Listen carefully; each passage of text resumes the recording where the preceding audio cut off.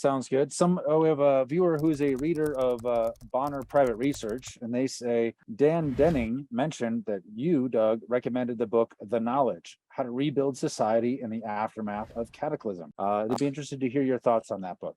Yes, I have that book and several others like it about how you build stuff from the ground up. And there's a bunch of books out there like that. So if you go onto Amazon, you can be led from one to the other. Do I have any particular recommendation? Because I've actually got most of them and I've read a few of them.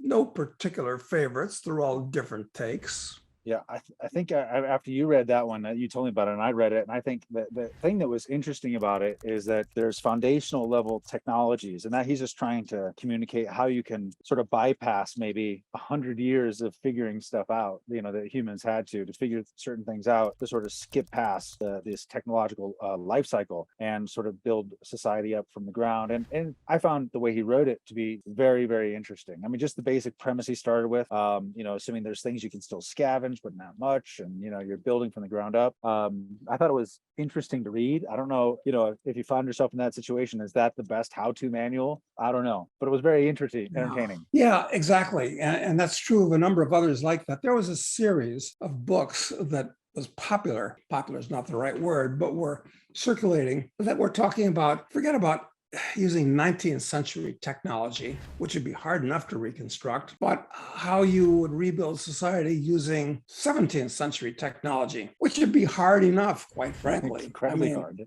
I mean, look, if we didn't have gunpowder, okay, you've got to make it. All right, first of all, what's your source of sulfur and how are you going to get it? And what's your source of potassium nitrate and how are you going to get it?